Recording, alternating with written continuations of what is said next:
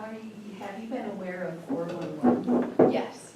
Because that's, putting together the voter guide is Yeah. not only time consuming, but very expensive. So our thought is to move everything to 411. And what are your thoughts on that concerning Yeah. the students? Would that be a more realistic way of getting the information to students? Definitely, and I didn't mean to imply, sorry, of like, now it's seeming funny that I was going on about how great it is y'all do that.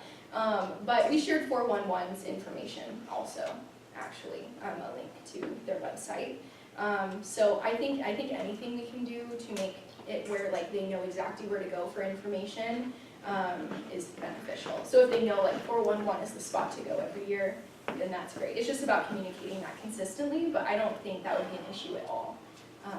Yeah, for students. Yeah. This particular year, we had our local voter guide with our legislators and the printed, and it also was on Vote 411, so we kind of were in both places Yeah. this past year. And hopefully we just end up with digital, with those people who are still liking the paper copy. Yeah. But this year we had it on both places, so that was kind of nice. And I just recently seen the numbers of the Vote 411 throughout the state, like yesterday. I saw them, and the visits to the Vote 411 were like at least doubled everywhere. And in Moscow, it was Awesome. phenomenal. The visits were Awesome. one of the Okay. highest in the They're gonna have some states. bad news there for a second. I'm like, no, don't do it to me. Okay, that's awesome. Yeah, yeah, they really appreciate this information. Yeah, it's helpful. Yeah. So did you by any chance remember Jonah Baker's article in the Argonaut about voting? It was excellent. Was it one of the first ones? Well, it There have been a lot. laid out everything about what students need to do to vote. Yes. Register. I actually cut it out and brought it to the desk at the Democratic headquarters. Because it was, it was very simply stated, and that would have been a really good thing to have on the website too. Yeah. I was very appreciative of his efforts Yes. Yeah. in that article. The Argonaut was doing a great job at covering the events and like what was happening with the polling locations and everything. And that was another one. Even like post-election, they had articles coming out of like why it's so important you remain engaged and things like that. So I agree.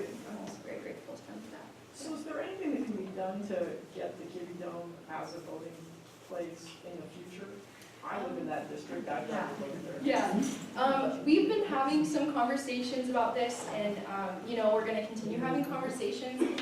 To my knowledge, nothing has been solidified yet. I do know there were concerns. What I've heard is with the Kibbe Dome in terms of accessibility, like if you're using like a wheelchair or crutches, which I haven't seen before as an issue personally, but I've only voted there So once. let those So- people go to the fairgrounds. Yeah, I know. Well, it is I know. accessible, but there are places. Yeah, and there are other options too. I mean, the Memorial Gym has around like 66 parking spots. I went through and counted, 'cause that's what I do in my fun time. And yeah, which is even more than the fairgrounds, if I remember correctly, by just a few, because it's like low 60s for fairgrounds, I think. And that even has right by the parking like an accessibility ramp. I was on crutches for a period of time when I was having to access the building a lot, and it's pretty accessible. So is it a matter of money or of staffing? Yeah. What's the problem? I've heard mixed things. I have heard that cost is an element for sure, and then accessibility kind of became the foundation of the argument. But as this was happening, I started having conversations with university administration, and I was actually taken aback because I had a large amount of university staff and faculty approach me, and they're like, we'll do whatever it needs to take, to get one on campus. Like, is it the cost? Is it the accessibility? Like, do we need shuttles for groups like maybe that do struggle more in terms of mobility? So there are a lot of people on board with making it happen. I don't have a great answer for you. I think it was a mix, is what I've heard, of reasons for it. We kind of got to a point where we're like, you know what, the decision's been made, it's what happened, it's unfortunate, and we do think this year will be different, but we knew there was a lot we could do to move forward with it, I so. think we need to start now for 2 years. Oh, I've been going for a while. Yeah, no, it is like one of my top priorities, yeah. I'm constantly talking to people about it, so I agree. I want it to get locked down before I graduate this May. Yep. Yes, now that the election's in the rearview mirror, where do we go from here? What plans do you have to keep your Yeah. constituents informed as to what's going on? Have you- do What you a nice have- segue. I got some little bullet points Yeah. right here. Do you have a So, legislative agenda? yeah.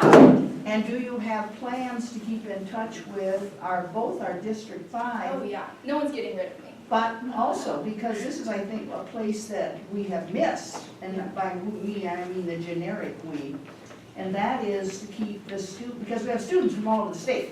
Yeah.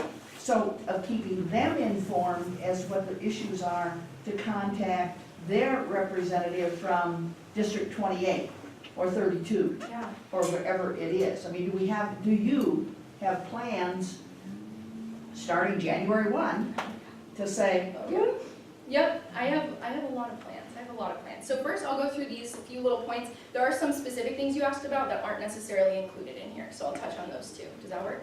Okay, so in addition to ensuring that our voter education information is consistently accessible and comprehensive, I think we also should be in our own personal capacity, like encouraging campaigns, encouraging candidates to actually engage with on-campus students, whether it's like trying to get some literature in the residence halls, dropping it off at fraternities and sororities, tabling on campus, and the Department of Student Involvement can always aid with that as well. But I know there are some candidates who have done that, and making that accessible is really nice and it's very impactful for everybody. Obviously, some measures on voting accessibility. I think it is necessary that we have at least one additional polling location in the future. Of course, you know, as much as we're able to do is always great. I recognize limited resources, but I think that's a necessity in the future, or else people will be turned off again, remembering the long lines that happened this year. Except they're registered now, you know. Yes, They- yeah, we snag them You in, know, yeah. it's very loud. Yeah, but then those people telling their friends who aren't, you know. If the residence changes, they have to re-rent it. Yeah. That's all. Well, I mean, yeah, that's something I And need to their, know too. their residence changes a lot. Yeah. if I may make a suggestion about having a polling place on campus, you need to remember, for instance, the people that live in married student housing on the east side of campus, it's closer for them to go to the fairgrounds than it is to go to Kibbe. Yeah, and that could be, I've had conversations about that too. I think a lot of this is just kind of like ground up, looking at what we're doing. And maybe that could entail like redrawing precinct lines too, you know, to ensure that those people are voting at the polling location that is most accessible to them. I think I'm always down to just do like a ground up approach of like, let's look at everything we have right now. What can we do? So I think it is bigger than polling locations. You're right, 100%, and that has been brought to my attention. And that's critical too. If we're making voting accessible for some people, and in the meantime making it more inaccessible for others, then our work isn't really as impactful as it could be. I think there's a lot more cooperation that can happen between the university and the broader community. I mean this in a few different ways. I think the student government, I'm making it a priority to instill in my successor that they proactively engage with the community more to ensure that our voices are being represented and our resources are being represented in this process of determining everything. But I think on the university side, like in terms of staff and administration, I think there's more that they can do for us as well to help make our efforts more sustainable. I don't think that an amazing event like Party to the Polls should hinge on 4 students' dedication. I think it should be like a sustainable project year to year. So that's what I'm working on throughout this year, is to ensure it's always happening and that we have staff who are also committed to making sure it happens and aiding with funding. And yet providing early registration information, David, that's exactly what you were saying. And in terms of our messaging process, I think, like I said earlier, these young people are very purpose-driven, and so I think coming to them without these like superficial, like they don't want to go to a candidate forum and just hear people talk pretty. They don't care that much about like their voter education, like looking pretty or just like sounding nice. They do want to engage with this information, and we can do those things at the same time, right? Like we can make them appealing and then also make them impactful. But that is very important. I think we also need to bring young people into our message proactively and not just like assume that they're going to engage because like they've been mobilized in the past. Like it would be ridiculous for us in the future to organize less because we saw the turnout this year. Like the turnout was this high because a lot of people organized and did great things. And so we can't take that as an excuse to decrease our efforts, in the future. We need to make sure that they are a core pillar of our message and that they see that they recognize the impact their vote can have, that we're telling them that local elections are often won by, as few as 10 votes. Information like that is very important to them because obviously like many people, their default is like my vote doesn't matter. I'm so tired of hearing that. But there are a lot of things we can tell them to change that. And also creating opportunities for engagement. And this goes back a little bit to how I engaged in this process. Like if I did not have someone who was willing to take a chance on me and take me under their wing and let me make mistakes and learn about these issues that I care so passionately about now, I would have been probably turned away from all of this because it gets very hostile sometimes and very off-putting to many people. And I don't completely blame them. I think it's reasonable to not want to engage in like very toxic like communication and behavior, and so I think bringing them up behind us, amplifying their voices and giving them room to speak. There's a quote I really love, this is my last slide.